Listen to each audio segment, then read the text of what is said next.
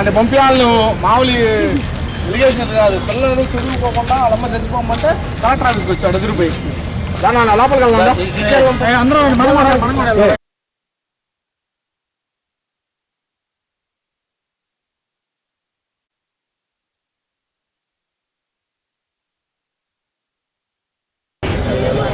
మీ పేరేంటి? ఏ స్కూల్?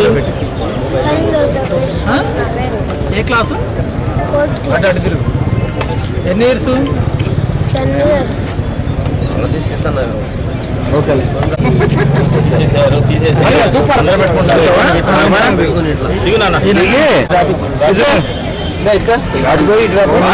తీసేశారని చెప్పేసి ఏదో సూసైడ్ చేసుకోవడానికి వీళ్ళు మీడియా వాళ్ళు చూసి ఎక్కడండి కమిషనర్ గారితో మాట్లాడారా?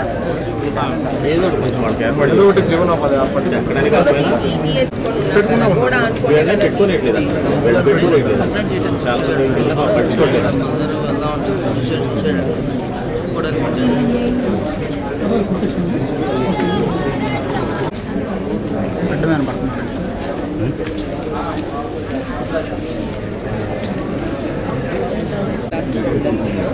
సో వీళ్ళ కంప్లైంట్ ఏంటంటే జీజీహెచ్ దగ్గర షాప్ నాది ఉండేది తీసేసారు.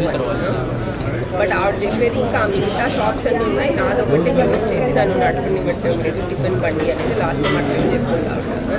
వెరిఫై చేయమని ఇచ్చాము. ఇప్పుడు 1 week అయింది, ఎవరు ఏం చేయలేదు. మళ్ళీ ఆవిడ లేకుంటే ఈ అబ్బాయి ఒకటే ఇప్పుడు గ్రీవెన్స్కి వచ్చాడు.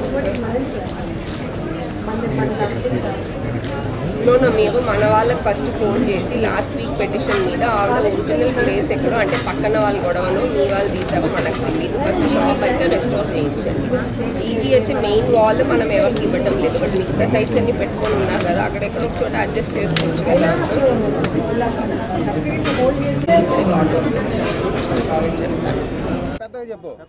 నా పేరు యశ్వంత్.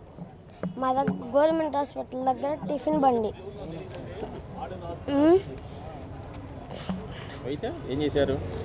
కాళ్ళలో పడేశారు మా టిఫిన్ బండి. ఎవరు పడేశారు? వేరే వాళ్ళు తెలీదు, కావాలని పడేశారు.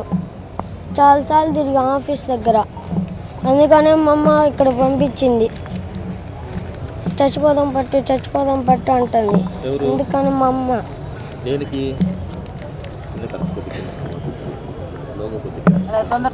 ఎందుకంటే టిఫిన్ బండి ఎక్కడ పెట్టనియట్లేదు అని చచ్చిపోదాం పట్టు అంటుంది. అందుకని నేను వచ్చాను. మీ నాన్న ఏం చేస్తాడు? లారీకి వెళ్తాడు. మరి పడుచుకోడా? బండి పెట్టుకోవడానికి కావాలా? టిఫిన్ బండి కావాలి. పెట్టుకోవడానికి కావాలా? ఎక్కడ పెట్టావరా? ఏ హాస్పిటల్ దగ్గర? గవర్నమెంట్ హాస్పిటల్ దగ్గర. అందులో ఏం రాశావు?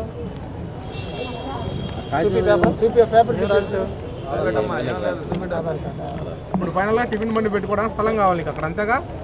ఇప్పుడు ఎవరిని కలవడానికి వచ్చావు? స్కూల్కి వెళ్ళలేదు దేనికి? మేడం గారిని. Collector madam. స్కూల్కి వెళ్ళలేదా? స్కూల్కి వెళ్తామని ఇటు వచ్చేసా. స్కూల్కి వెళ్తామని వచ్చేసావా ఇటు? సరే. మీ అమ్మాయి